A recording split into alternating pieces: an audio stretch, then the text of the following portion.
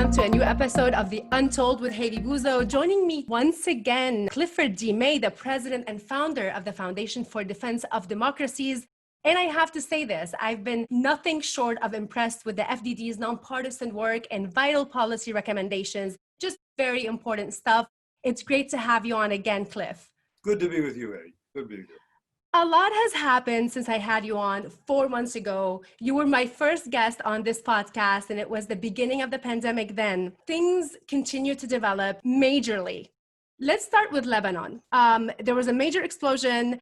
Hezbollah controls the port. It's been known that Hezbollah works with this explosive material, amino nitrate.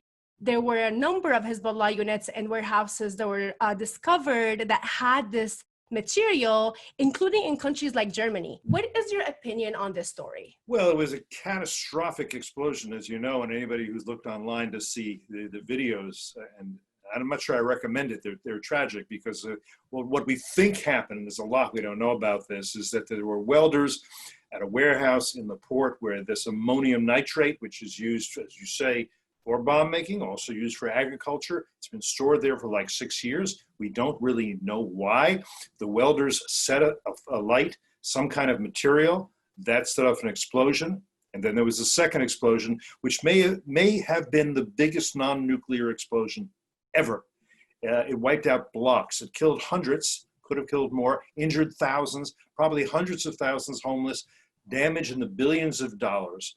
What was so tragic in some of these videos is to see people, they heard the explosion, they came out, they saw a cloud, thought, I wonder what happened, and then the second explosion happens, and in some of these videos, you see these people just blown across the street, cars rolling over because this explosion was so big. It's the last thing that Lebanon needed at this moment of crisis, all kinds of crisis, one of which is not quite understood, but FDD has just done a report on this. The extent of the economic crisis is worse than people think. The country is probably a good, even before this explosion, $93 billion in debt, $93 billion. You think, well, okay, the IMF comes in. Well, people don't necessarily know this, but the largest IMF bailout of all time was 2 years ago. That was Argentina. That was $53 billion. Now we're talking 93 or maybe over 100 when you can add in the port. I think you get to. Argentina has more than 45 million people. Lebanon fewer than 7 million people.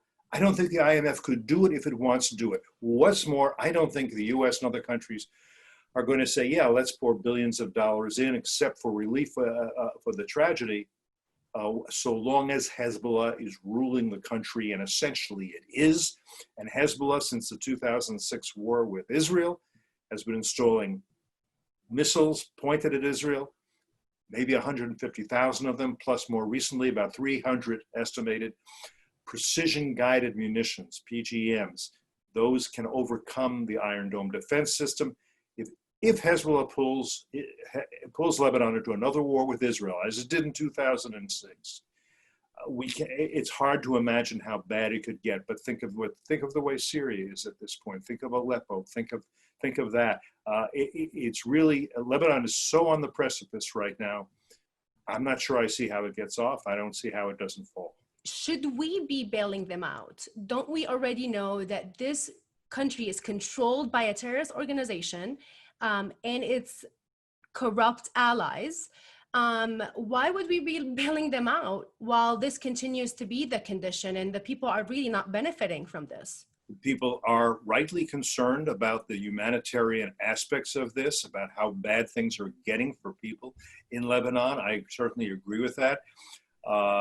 Emmanuel Macron, president of France, the French care a lot about Lebanon. It was once a French protectorate. He's been there to visit. But he doesn't have that kind of money to bail it out. He's held donor conferences online from his retreat on the French Riviera. He's raised a few $100 million. Again, a few $100 million doesn't begin to approach the need, which should probably be $100 billion. The Saudis, the Emiratis, they could help. They won't, so long as Hezbollah, which is loyal to the Islamic Republic of Iran, is in charge. They will not come up with that money. So nobody will. So I think we should be empathetic. We should worry. I think there are a lot of people in the U.S. government who are. There are people in the U.S. government supports the LAF, the Lebanese Armed Forces. But the Lebanese Armed Forces, it needs to be remembered, is not powerful enough to challenge the militia that Hezbollah has. Hezbollah is the only political party with its own militia stronger than the LAF. The LAF won't challenge it or even offend it. The U.S.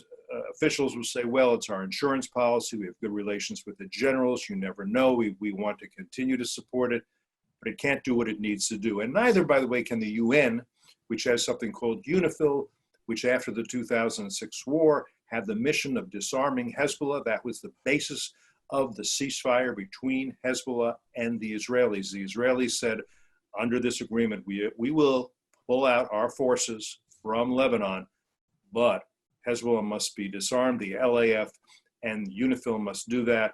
They never did. They never tried. They're acting as human shields. There's something like 10,000 troops in UNIFIL at a cost of about $500 million a year. They are accomplishing nothing and doing damage in that they are human shields for Hezbollah to a great extent.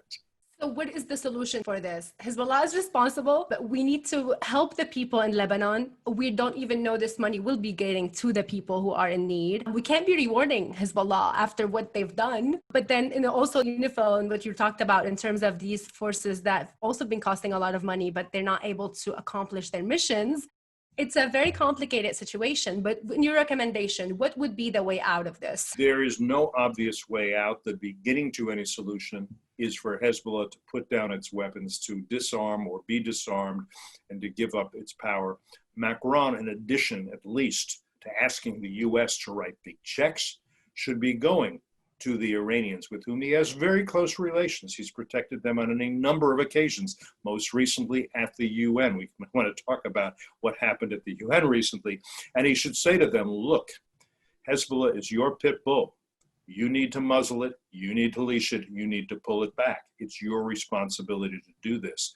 And see what happens. And if not, he should say, we the French cannot keep defending you, the Islamic Republic of Iran. Most recently, what has that defense consisted of? At the UN, there was a vote on whether or not the current UN embargo on selling conventional weapons to Tehran should or should not be extended. The US said, of course it should. This is still a regime that is a leading state sponsor of terrorism. We have to do this. Russia said, no, let's sell them weapons we'd like to, among other things. China said, no, let's go back to selling them weapons we'd like to. And the French and the Germans and the British and the Belgians and the Estonians all said, we abstain. We can't make a decision here. They essentially said, what abstaining means is saying, okay, let's go back to authorizing and making it easy and legal to sell anybody who wants conventional weapons, whatever the Iranian regime wants. Let's go back to that. That, I have to say, is absolutely irresponsible and very disappointing for the United States. Now, the United States may try to achieve the same thing, an embargo, and reinstate sanctions through a complex mechanism known as snapback.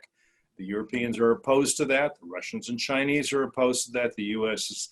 it will go about it anyway, and it should be interesting to see how it plays out. I think the U.S. has every right to snap back sanctions. That was done under a separate UN Security Council resolution. President Obama, Vice President Biden both said we will have this unilateral ability to snap back sanctions if we think it's necessary, and that is not contingent upon the U.S. still being in the Iran deal, the JCPOA, the Joint Comprehensive Plan of Action. I do want to go back to Macron a little bit. There's a lot of criticisms to Macron's visits. Now his second visit to Lebanon just happened. And reportedly, he met with Hezbollah officials. He did not want to talk about it in the media. In your opinion, why is Macron doing this? And why is he extending this lifeline? According to many observers who are in Lebanon, people who are talking about this is the impression. Why is he doing this right now? There is no distinction between the military and the political wings. Hezbollah doesn't even make that distinction. You might as well say at the UN, well, we'll vote for the political wing of the US, but not the Pentagon, because they're entirely separate. I mean, it's like that. I guess, look, to be fair, I guess Macron would say, I'm only being realistic. There's no way to get Hezbollah out, so we have to deal with them. That's who's there. Let's deal with reality. and there's no other way.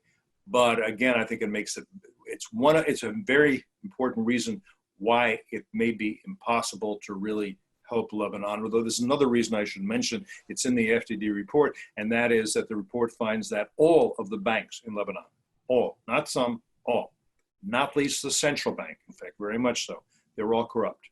They're all corrupt to their core. If you wanted to pour money in, it would be crazy to pour them in through corrupt banks. You can't do it. So how you would do that, how you would set up a new banking system, I don't know, and our report doesn't have an answer to that as well. So Macron wants to be the best friend of Lebanon. He's afraid to antagonize Hezbollah.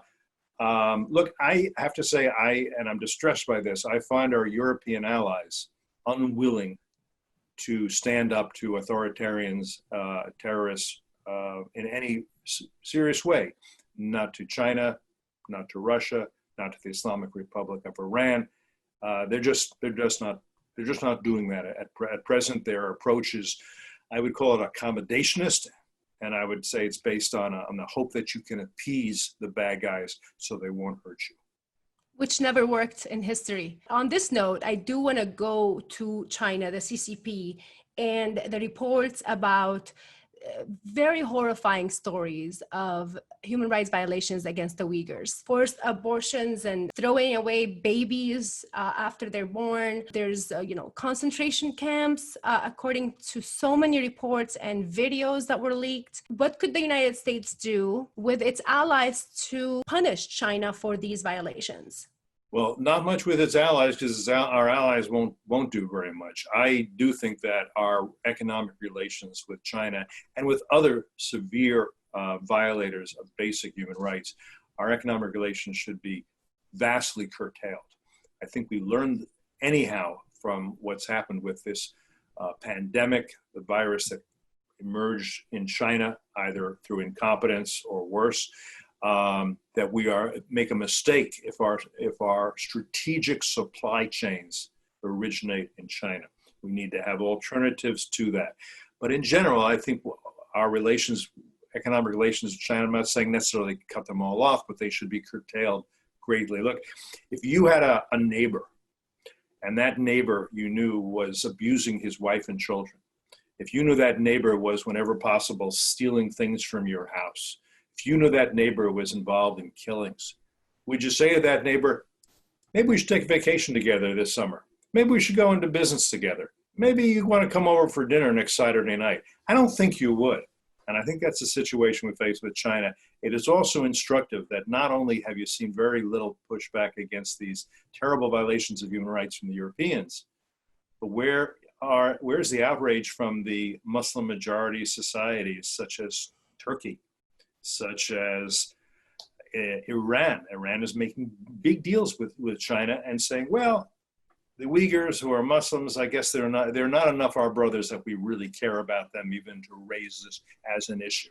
The hypocrisy of that really is striking.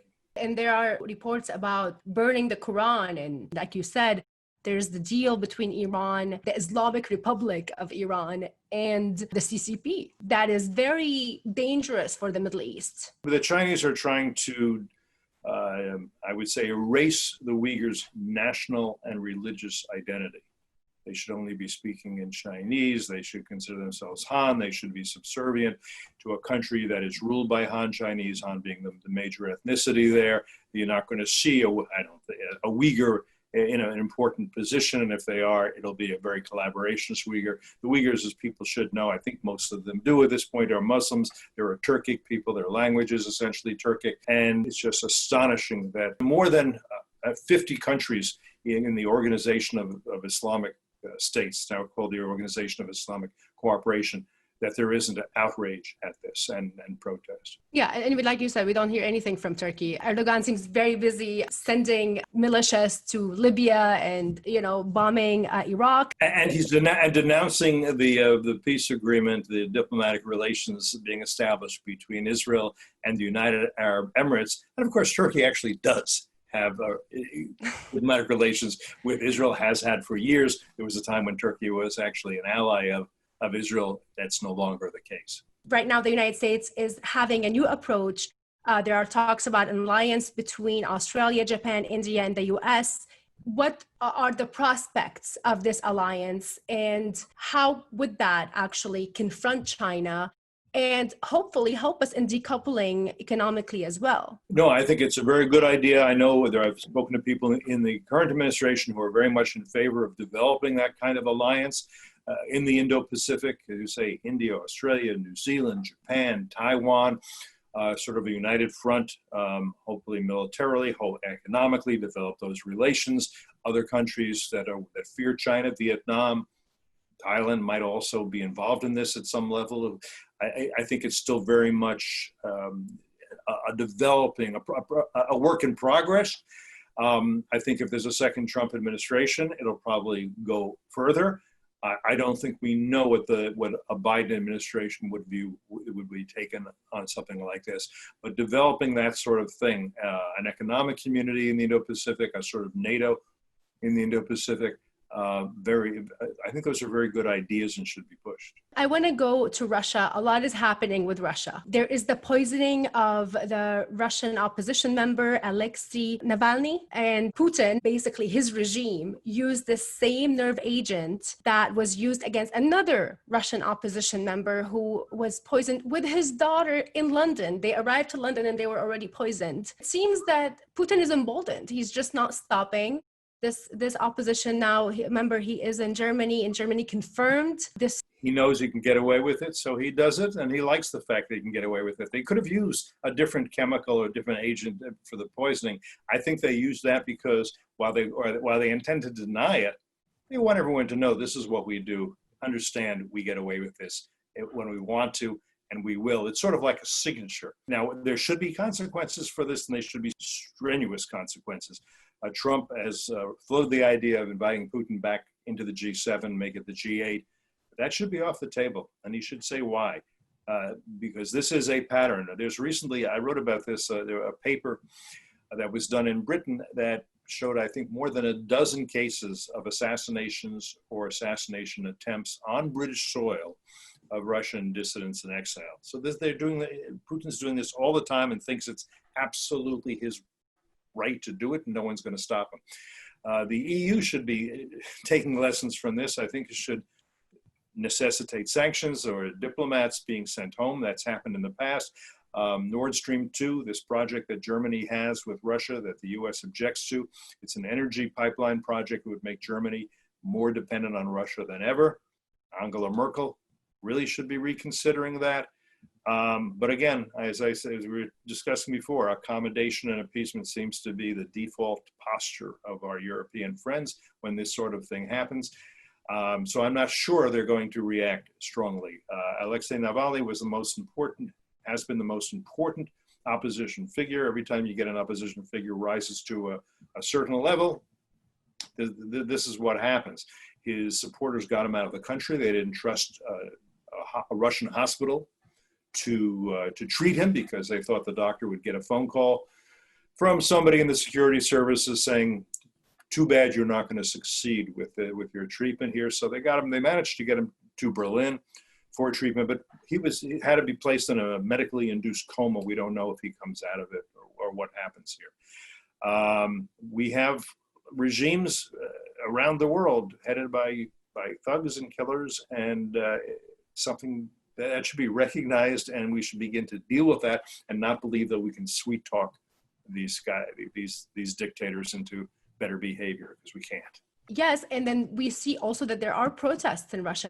First of all, there are protests all summer long in the Soviet Far East, Siberia, Khabarovsk, where people are not happy with the government services, with the economy, with who the Kremlin allows to govern them, who the Kremlin doesn't allow to govern them, and actually Navalny was on a flight from Siberia, I believe it was going to Moscow, when we believe he was served tea, and the tea had the poison in it. And the plane had to stop, and he had to get off for treatment and be flown, as I say, to Berlin. So there's all that going on. And by the way, and meanwhile, Putin is looking at what he may or may not want to do next door, just to the west of Russia in Belarus, where there are protests against what's clearly a fraudulent election result, to keep Alexander Lukashenko in power. He's been in power for 26 years.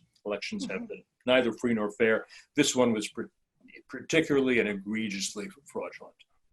Yeah, and I wanted to move to Belarus because, as you said, I mean, there's an article that you published recently. Look, first, a couple of things there. First, realistically, there's only so much we can do, but we should do what we should do. We're not sending troops in there to take down Lukashenko. We're not going to do that. We could be supporting striking workers. The CIA should be able to do that. I don't know if they're capable of that. We have broadcast services that should be broadcasting in there. Whether they're doing a good job of providing news that people of Belarus, the Belarusians, have or don't have, hard for me to say. That's all good and useful. My basic point is, while we need to support people fighting for democracy, freedom fighters, Democrats, we can't export democracy. There's only so much we can do. But we do not need to be silent about all this. Putin should understand that if he sends in muscle, which he's threatened that he might do. I think he's ambivalent about that, but if he does, there will be repercussions from us, from the EU. The EU is talking about sanctions on something like 20 individuals they believe have been involved in both the fraudulent election and examples of torture. More than 100 serious examples of torture have been reported because after the fraudulent elections, people took to the streets. They didn't burn things, they didn't loot. All they did is said, we want free and fair elections. Yes. It's time for Lukashenko to go. And they also believe, this is a very interesting part of it, that the one opposition candidate who did run actually won. And she's a very interesting woman. Svetlana Tikhanovskaya is her name. What happened before the election, which was on August 9th, the various people who wanted to challenge Lukashenko were either disqualified from running, thrown into jail, or forced to flee the country. Her husband, Sergei Tikhanovsky, he was thrown in jail. So she decided she would run. Lukashenko didn't take her seriously. She's a woman. He said, it's too hard a job for a woman. Plus, she had no political experience, none whatsoever. She was a former language teacher. She has 2 kids. She was a stay-at-home mother. The idea that she'd beat him, he couldn't imagine. She's a very savvy and interesting woman. And after the election, actually, she was forced to make a video saying to people, go home, accept the results. She was coerced to make that. She then fled the country to Lithuania, where she had thoughtfully already sent her 2 kids, 5 and 10 years old. For about 10 days, she holed up. She didn't say a word to anybody. She finally came out and did an interview with the BBC. When I watched it, fascinating, she speaks perfect English, impeccable English. How is that possible? Well, the reason is that if you remember, people remember Chernobyl, when it exploded in Ukraine in 1986, I think it was, 1987, something like that. She was 12 years old then. Now, when the Ukraine— That was a nuclear, right? Nuclear was a nuclear reactor that exploded. There's a terrible thing. The radiation goes up in a cloud and blows north. And north of Ukraine is Belarus. And the radioactive fallout, something like 70% of it falls not on Ukraine, but on Belarus. So various charities said, we got to get the kids out or they'll all develop cancer if they're exposed for any length of time to this radioactivity. She was one of those kids at 12 years old. She was sent to Ireland. She was very adept at languages. In no time at all, she was speaking fluent English. She had a family that loved her, that kept her. She kept up with them for a number of years, kept going. We'd go back in the summertime. So her English is excellent. And I thought she came across in this interview as modest, committed, principled. You know, she said, look, I'm not by nature a leader, but if I have to, I will. And I don't believe that I win, but I believe the Belarusian people at the end of the day will win. I have to believe in them. They believed in me. It was all very touching and very strong and very inspiring. But we don't know what's going to happen. We looked at the protests were continuing. We're not sure if what Putin's going to do. We're not sure if Lukashenko will manage to quell the protests, again, through arrests, thousands of people, through torture, hundreds of people. His KGB, still called the KGB, his secret police, his intelligence, go into factories now and say, if you want your job, you better be careful about where you're seen and what you do. So we'll have to see. But the people seem to be very determined. The protests are massive. I mean, people are unhappy. It's very, very obvious. And it just seems to be more difficult to Putin now than what it was with Ukraine. So there's also this distinction between Ukraine and Belarus that's important, and I'm sure it's a big factor in Putin's mind. And that is that the protesters have made it very clear they're not asking to join the European Union. They're not asking to join NATO. They're not anti-Russian. They're pro-Russian. They're not burning Russian flags. Some have waved Russian flags.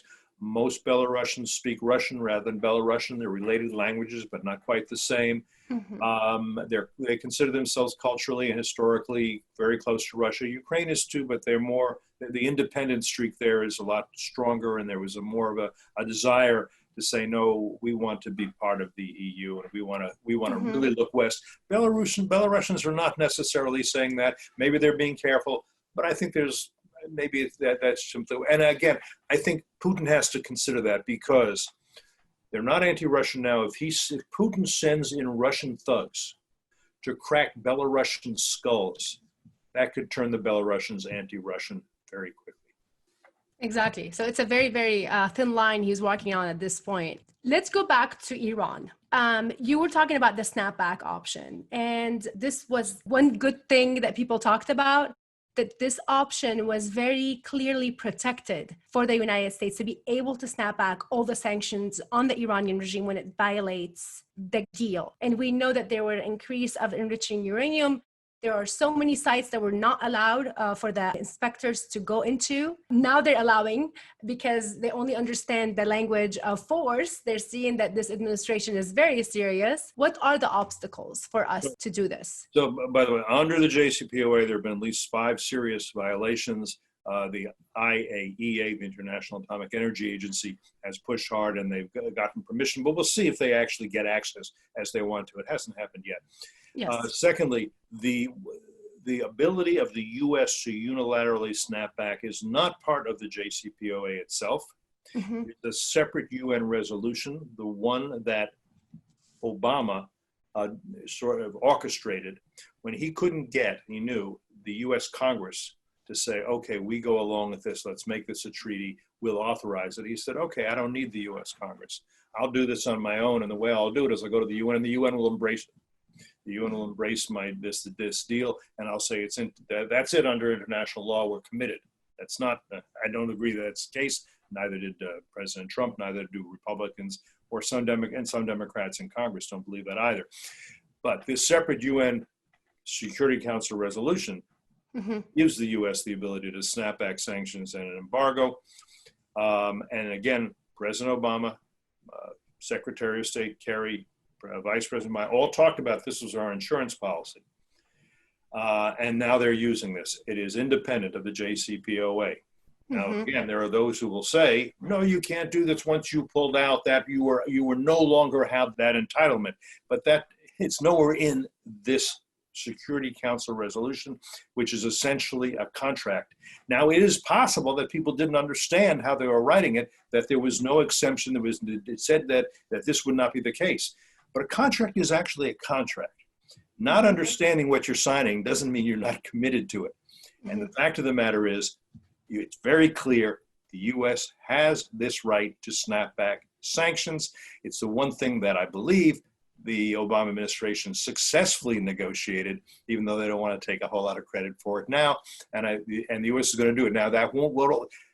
There's a whole procedure at the UN. It'll be interesting to see what happens if it's not accepted. I think if the UN, again, what's happened in the past with sanctions, which is that when the US has imposed sanctions, various countries in Europe said, we don't accept it. But the companies, the corporations have said, that's nice. But if it's a choice for us between accessing the Iranian market and the US market, we can't afford to be out of the US market, so we're going to leave the Iranian market alone for now. And we think that's how it played out. We predicted it at FDD, that's how it played out. Others said it wouldn't. We'd have no teeth without Britain and France and Germany going along. I think the sanctions will continue to bite. A lot depends, obviously. It's already September as we're talking now. We've got an election coming up.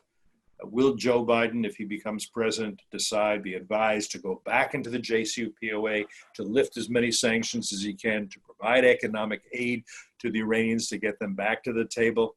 I hope not, but that's a distinct possibility. That is a very scary scenario for the people in the Middle East. I mean, to begin with, not to mention our own national security interests in the United States. So in your opinion, this is still a possibility for Biden? Try to somehow go back to the deal. It was a disastrous deal on every level. We're talking about practicality and what happened and how it was translated on the ground. It was just a green light and a lot of cash to a terrorist regime.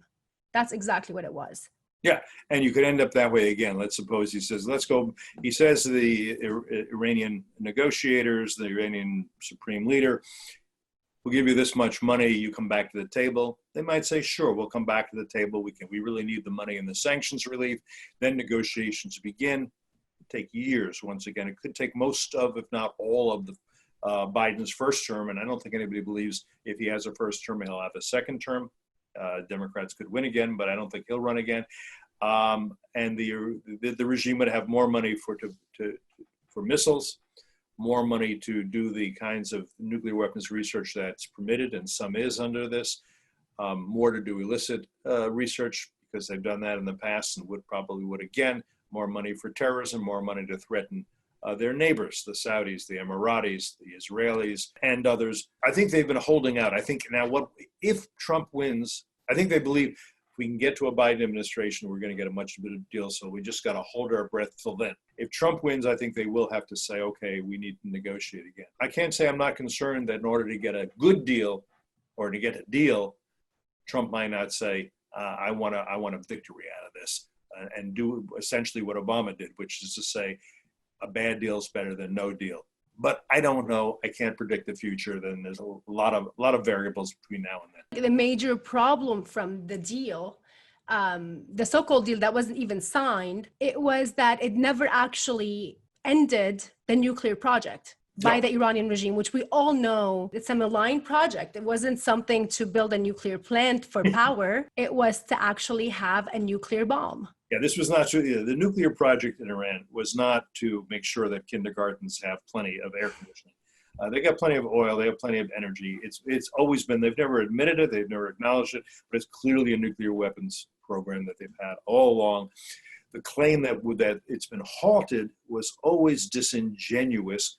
It at most was delayed. And it's possible it was delayed a little bit, but there was a patient pathway for the Iranians to be welcomed into the nuclear club.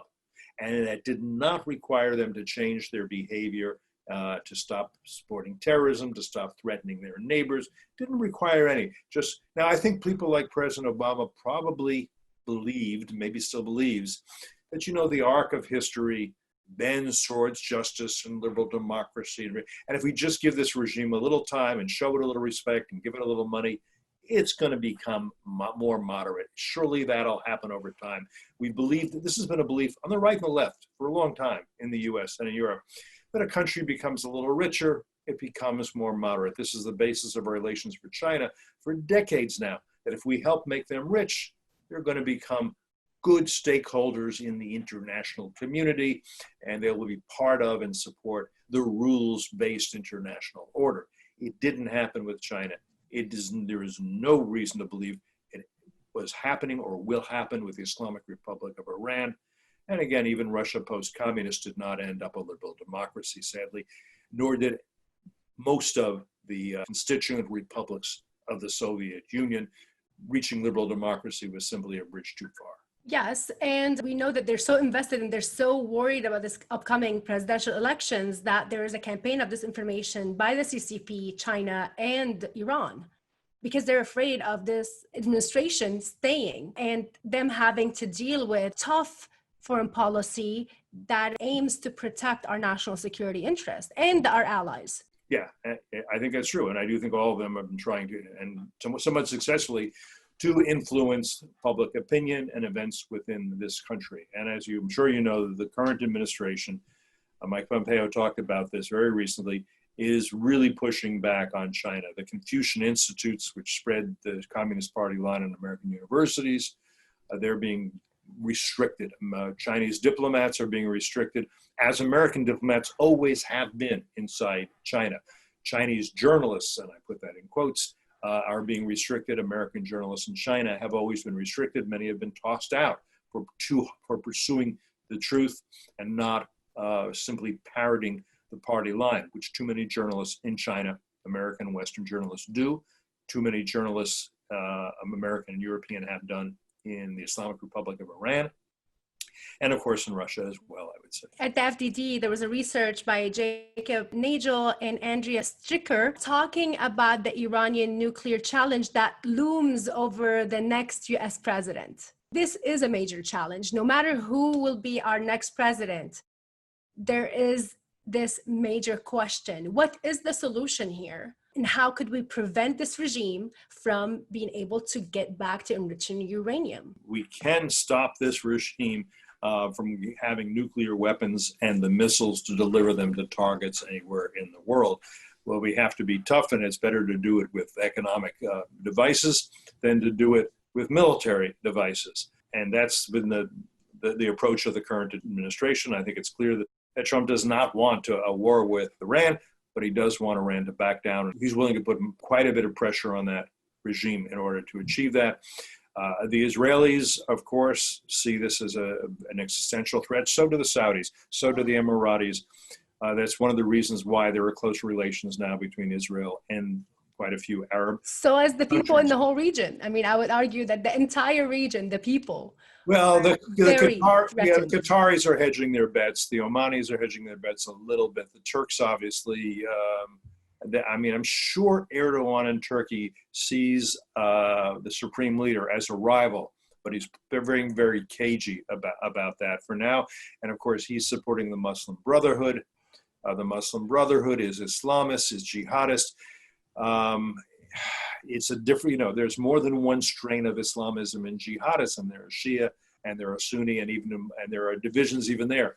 Al-Qaeda is terrible. The Islamic State is terrible. The Islamic State is a splinter off of Al-Qaeda, but they're rivals more than they're allies, though all these groups can ally for particular purposes. We're seeing actually just now, there was an announcement that Ismail Haniyeh, who is the head of Hamas in Gaza, is going to Lebanon and is going to meet with Hassan Nasrallah. So they're somehow intertwined, their relations with each other. Basically, it seems that, in the end of the day, they are Islamists. Maybe Hamas can give economic aid to Hezbollah.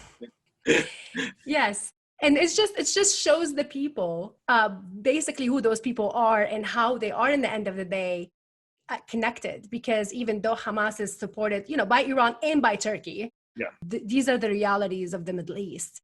But now there is a new dawn in the Middle East. People are very hopeful. We saw the peace agreement between Israel and the UAE, and it seems different than the peace deals that we've saw with Egypt and Jordan, just because there are relationships and economical ties, and we're seeing that it's a warm peace. Absolutely right. It's very different. It's different for a number of additional reasons. Keep in mind that Egypt and Jordan eventually made peace and established diplomatic relations after wars in which Israel prevailed, and catastrophically for these countries, so that they knew that another war would not be in their interest. In particular, Sadat thought, I'd like to get back the Sinai Peninsula, which I lost in this war. I'm not going to be able to get it back through military force. I'll lose more. The only way I get it back, this piece of land that's many times bigger than Israel, that has oil and other things, the only way I get it back is to make peace and establish diplomatic relations with Israel. So he did so. He got back the Sinai. He was murdered anyhow by Islamists and jihadists who didn't care about Egypt's interests.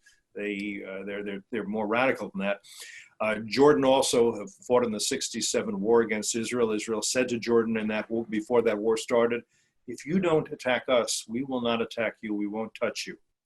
Jordan felt it had to support Egypt and Syria and others, attacked from the West Bank, lost the West Bank, lost East Jerusalem to the Israelis, The Israelis, what happened after that is the Israelis said, okay, we have conquered the West Bank from Jordan.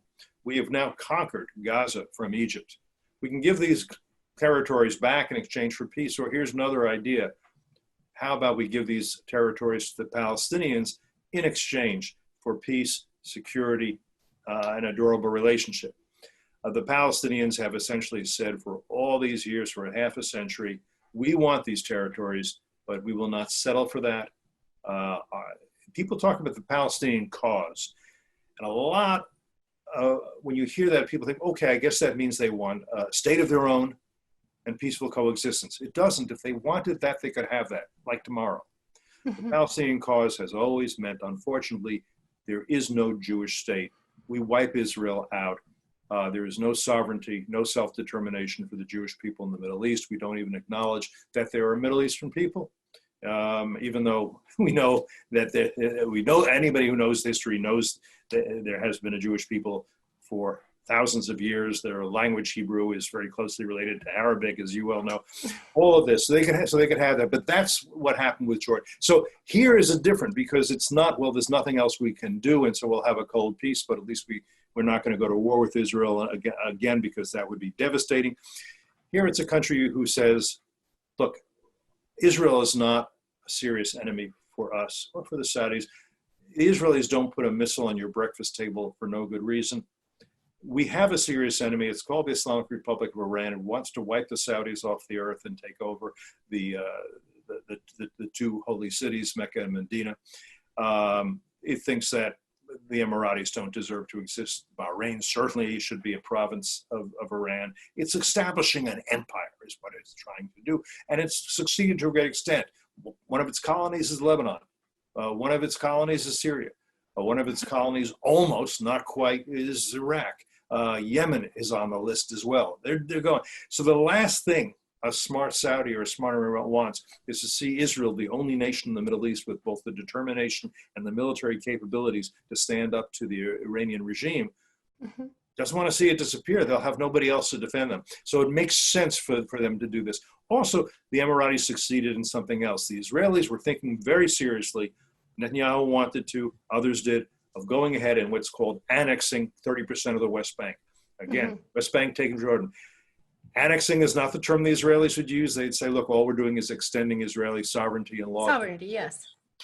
How do you stop the Israelis from doing it if they have the blessing of the Trump administration? You can't, really. What are you going to do about it? So the Emiratis said, tell you what, don't do that. It makes it hard for us. But let's go to the next step and establish formal relations. That becomes a win for the Emiratis. They've saved the Palestinians from that, even though the Palestinians are totally ungrateful for that. It's a win for the Israelis, and the peace they've made and the diplomatic relations and the normalization there should be other countries that will follow, but it's the first one in a generation. And it's a win for the Trump administration, and they've achieved something that no previous administration was able to achieve since the Jordanian and Egyptian extension of diplomatic relations. I wanted to say that this is a major accomplishment for the Trump administration. And it could be a Nobel Peace Prize, but it won't be. People are calling for the Peace Prize for a Nobel Peace Prize. In my opinion, I mean, I wonder what Obama did to deserve one, but this is my opinion. Let me. I guess you might be able to justify retrospectively Obama's Peace Prize, because by making it clear to the Arab states that he would not support them, by giving billions of dollars to the Iranians so that the Iranian regime could threaten and attack them, he pushed Israel and the Arabs closer together. So maybe he does deserve it. Yeah, he started it. Not intentionally, though. And people are also talking about the fact that, we do have to give credit to Jared Kushner, because he did inject realism into the White House, into Washington. Some people rejected that because to them, this is so, outside of what they've been used to, right? The vision of peace that was based on Camp David is just not realistic to today's standards. And the accomplishment actually was much bigger than all of these rhetorics. I mean, what do you think of that realism and new views of the Middle East today? Yeah, look, I think Jared Kushner deserves a lot of credit. He spent a couple of years at least working on this, and I think he knew from the beginning, if I just approach this the way everybody else has, people will pat me on the back, but it will fail. And I don't think it's productive to say to the Palestinians, every time you get an offer for statehood and for peaceful relations, as they've been offered at Camp David, going back to the 1940s when the first UN partition was suggested, you say no every time. And then we say to you, what else can we give you? And we offer something more, and you say no. And your expectation is that next time it'll be better. And what we have to do is say, look, here's a pretty good offer. If you don't take it, the next offer won't be as good. If you turn down the next offer, it'll get worse. You have to know that. That's how normal people, that's how business people negotiate. It's not how Western diplomats negotiate. And that was, and he was able to take really a very difficult task, that really a mission impossible, and turn it around and end up with something very good and useful. This would not have happened under another administration. This would not have happened. Again, the relations between, say, the Emiratis and the Saudis and the Israelis has been improving. But to get this ball over the finish line required a threat as well. And the threat was the Israelis said, we're going to move ahead. We don't have a peace partner. Mahmoud Abbas, the head of the Palestinian Authority, hasn't been willing to seriously talk to us in at least a decade. We're just going to move ahead and make our own plans. Thank you. Goodbye. How do you stop that? You don't stop that by saying, please don't. You don't stop that by marching. You don't stop that by going to the UN. How do you stop that? You stop that the way the Emiratis did, said, we got something to offer you that's better. That's how it actually, and that worked. And another administration, you can't imagine it have developing the way it just has. So Jared deserves a lot of credit. He has advised President Trump very well on this, and he's come up with a real win. He should feel very good about it. We're probably going to be seeing more of this continue to develop. Definitely this is a promise for a major change in the Middle East. Yeah, because also Israel has so many advancements, technological. Water desalinization, they have the best. That's very important for Jordan, very important for a lot of countries in the Middle East. You have to be at peace with Israel if you want to access that kind of technology. I mean, Bahrain is probably highest on the list. The Saudis, I think, would be difficult to, but the Emiratis wouldn't have done this without implicit Saudi blessing. And it's instructive too that the plane that flew from Israel to Abu Dhabi flew over Saudi territory, and that the Saudis allowed that, and that's going to continue. So we can kind of know where the Saudis are on this. They have a conservative religious establishment. It's more complicated. But again, I think Bahrain is a likely candidate. I think Sudan, actually, oddly, interestingly, is a very likely candidate. Could happen. Well, there are others that we'll see how it turns out going forward. But again, the UAE had something that they got in return, and they got it for the Palestinians, and they're not. And the Palestinians ought to be grateful to them. And for themselves. I mean, this is promises stability and prosperity for the region. This is basically shifting away from these endless wars that we've had in the region. I think I want to end it on this positive note. Thank you so much, Cliff May, for joining me today. It's always great to have you. Thanks, Ivy. See you soon. Thank you all for listening and watching with you, Havi, and The Untold, and I'll see you next time.